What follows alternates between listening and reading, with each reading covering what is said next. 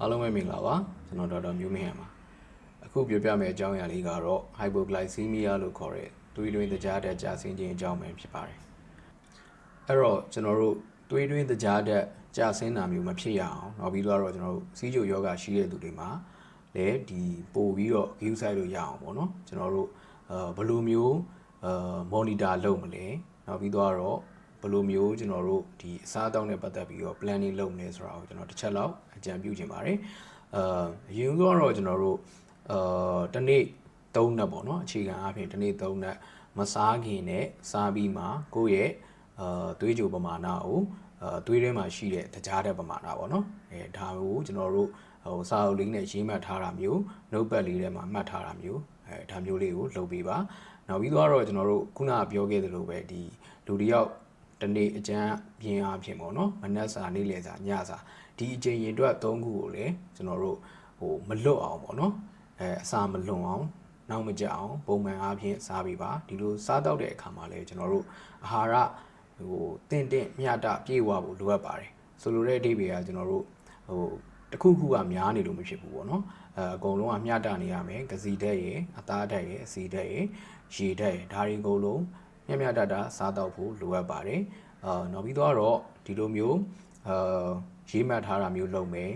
ဒီလိုမျိုးကျွန်တော်တို့စားတော့တွေကိုပုံမှန်စားတာမျိုးလုပ်ပြီးပြီဆိုရင်လည်းနောက်ပြီးတော့ကျွန်တော်တို့ဒီလေ့ကျင့်ခန်းလုပ်တာတို့ကိုယ်လက်လှုပ်ရှားမှုများတာတို့ဒီလိုအခါမျိုးမှာဆိုရင်ပုံမှန်နေတဲ့အခါမျိုးထက်သွေးတွင်းတကြားတက်ကပိုပြီးတော့ကျဆင်းတာမျိုးဖြစ်စေတယ်ပေါ့နော်ဒီလိုအခါမျိုးမှာကိုကပြင်မလောက်ရတာတို့လှုပ်ရှားပိုများသွားတဲ့အခါမျိုးမှာဆိုရင်လည်းပုံမှန်ထက်ပိုကျသွားနိုင်တဲ့အတွက်ကြောင့်မလို့ဒီသွေးတွင်းတကြားတက်ကိုတိုင်းကြီးကိုမှတ်ထားဖို့လိုအပ်ပါတယ်လိုအပ်တဲ့အခါမှာပုံမှန်ထက်နည်းနည်းလေးပိုစားပြီးဖို့လည်းလိုအပ်ပါတယ်ခင်ဗျနောက်ပြီးတော့ကျွန်တော်တို့ဒီ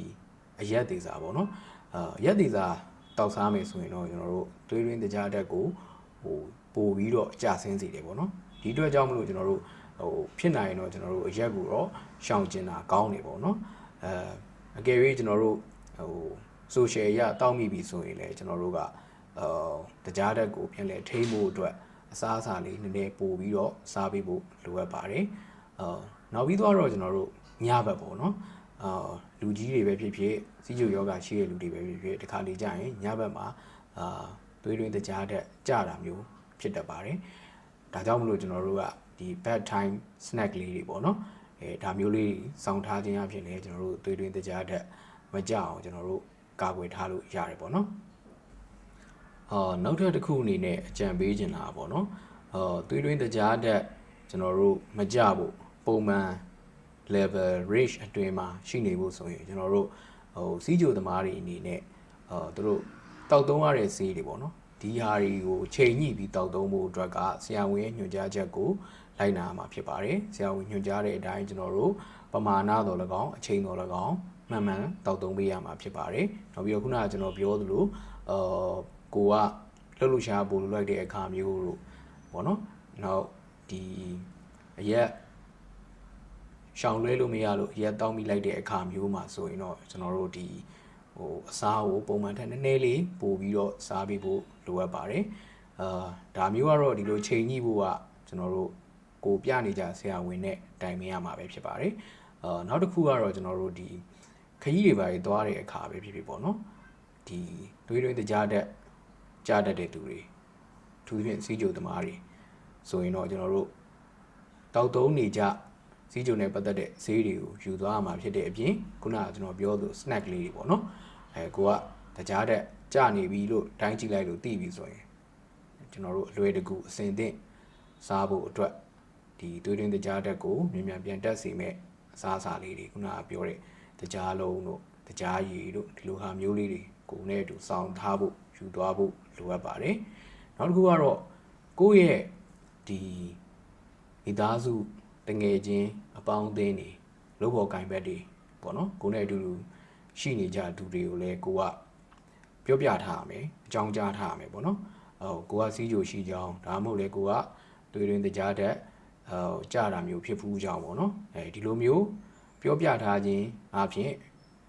ဒီကိုနဲ့ပတ်သက်တဲ့သူတွေကိုအနီးနားရှိတဲ့သူတွေကတော့ ကိုတစ်ခုခုဥမာသွေးတွင်းတကြားတဲ့ကြလို့မိလဲသွားပြီဆိုရင်လေသူတို့အနေနဲ့ကိုဒီနီးစပ်ရာဆေးရုံဆေးကန်းကိုအမြန်ဆုံးခေါ်သွားပေးဖို့ဒါမှမဟုတ်လေကိုကတတိမမေ့သေးဘူးတတိရနေတဲ့အနေအထားမျိုးဆိုရင်လေကိုကို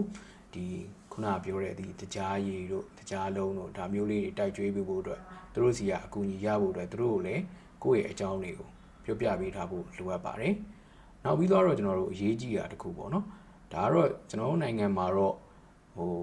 ဒီလိုအလေးအထားလေးကတော့နေနေသေးတယ်ပေါ့နော်ဒါပေမဲ့ကျွန်တော်အကြံပြုချင်တာကတော့ကျွန်တော်တို့ဒီစီးချိုယောဂသမားတွေအနေနဲ့ဆရာဝန်နဲ့ပြတယ်ဆရာဝန်ညွှန်ကြားတဲ့ဈေးတွေကိုနော်ဒီ